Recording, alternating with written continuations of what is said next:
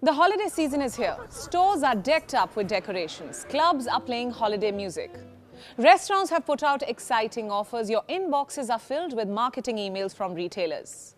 Like every year, you want to make most of this season. Stock up on everything nice, splurge for peace of mind. But can you? I say this because things are a bit different this time. Look around you. Economies the world over are contracting. Their economic forecasts are shrinking. Layoffs are growing at an alarming pace. Hopes of a rebound are non-existent. There are grim surveys coming out every day, accompanied by volatility in the stock market and rising prices of goods and commodities. Are these the signs of a recession? If yes, how will it impact you and me? Should you rather save for the future or indulge in the joy of the holiday season? There are dilemmas that many people are facing. Are we really heading towards a recession? If yes, what can we do to avoid its consequences? Can we really cushion the blow? Let's try to find some answers.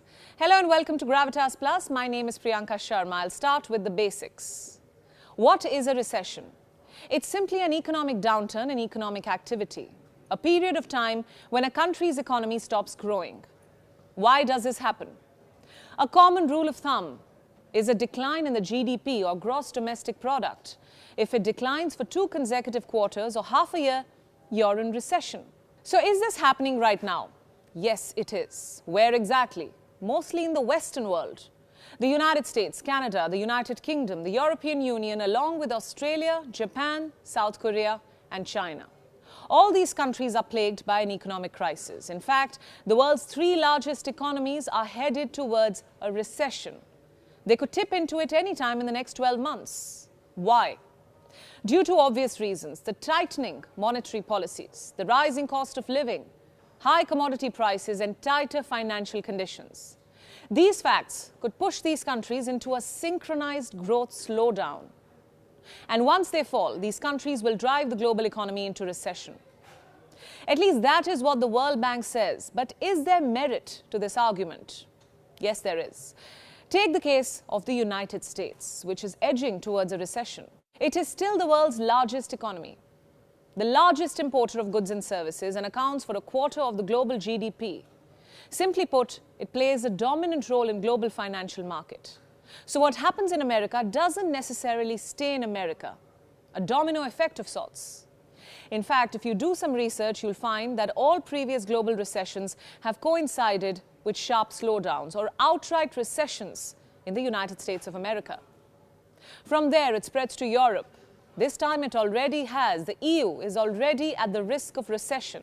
It is bracing for a grim winter season as growing costs strangle its economy.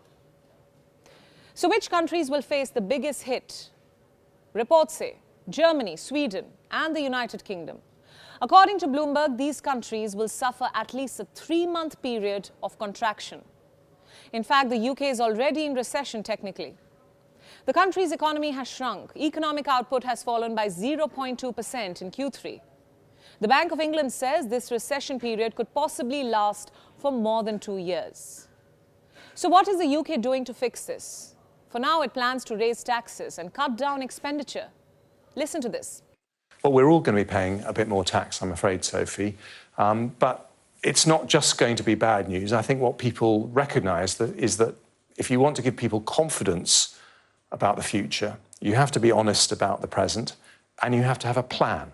And this will be a plan to help bring down inflation, help control high energy prices. For the record, this is happening in the 6th largest economy in the world. One can only imagine how others are faring. Why imagine when you have data to prove it? South Africa's economy is likely in recession too. In technical recession. Its GDP contracted 0.7% in the second quarter. The economic growth outlook has slipped to 2%. In Argentina, the rate of inflation has climbed to 83%. Its complex web of rules and taxes is further amplifying the problem. Same story with Tunisia. It is facing an economic stagnation with a skyrocketing rate of inflation. In Egypt, the debt to GDP ratio has risen to 89%. These were just a few examples. According to surveys, there are more than 15 countries that are in the danger zone of an economic crisis. So which countries am I talking about? Besides the one I just mentioned, there's Ghana, Kenya, Ethiopia, Nigeria, Belarus, El Salvador, Ecuador, Sri Lanka, and Pakistan. They're all going through an economic storm and they're unlikely to come out of it anytime soon. The International Monetary Fund says the global economic growth outlook looks gloomier than earlier. It says the economic indicators further point towards more challenges, mainly because of high rates of inflation, the weak growth momentum in China, pandemic-induced slowdown, and of course, Russia's invasion of Ukraine. These are all issues that could further lower the global economic outlook, if not addressed on an urgent basis. What about India? Where does India stand in this mess? Should we be worried too? Not really. Analysts say for now, India is not really at risk of a recession. Why? Well, there are a host of factors. To start with, India has lower debt when compared to the rest of the world. Secondly, India has a demographic advantage, its young population. You see, the rest of the world is expected to see an aging trend, but India will continue to have a high share of the working age population. Reason number 3, investments. India witnessed large flows of investments, mainly after the pandemic, when economies began hiking interest rates, making it expensive for investors to make their bets. This made them turn to India. All these factors combined could help India avert a recession. I'm not saying this, surveys are. Take this one, for instance. It's from Moody's. It says India, as well as other economies in the Asia-Pacific region, are expanding due to their own delayed reopening from pandemic shutdowns. It says due to this, a recession is not expected in the APAC region, but it will face headwinds from higher interest rates. That said, not everybody is going to escape the recession storm. If you happen to be living in the countries at risk, the ones we just mentioned, you must know how this recession will impact you, your finances, your expenditure, your plans for the holiday season. First, I'll give you the answer you want. Will you end up spending more this holiday season? Yes. According to a survey, consumers will have to spend 6.7% more during this holiday season when compared to last year because of recession. But that's not the only challenge. A recession also leads to drops in output and investment, along with falling profits for businesses and a spike in unemployment. If we speak of unemployment, in every recession, the unemployment rate tends to rise as companies cut back on staff to reduce their expenses. So be alert. You may be at the risk of losing your job or experiencing a pay cut. Next challenge, a difficulty in finding a job during a recession. Job openings also take a hit. They reduce in number, and the competition for a few openings gets tougher, making the struggle of finding a new job significantly longer. No wonder we're seeing trends like moonlighting emerge, where people are taking up a side hustle, a secondary job, if you will. Then there's career cushioning, where people are looking for options, a backup plan, to add a sense of security to their professional lives. All these are a way to cushion the blow, should they be shown the door.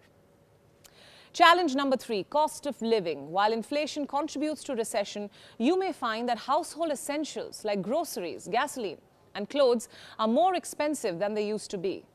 Higher prices make it harder to make ends meet. So you may have to turn to strict budgets and cut down on discretionary spending. So what's our advice? What should you do? First things first, remember how our elders told us to save for a rainy day? Start doing that, because a downpour is coming.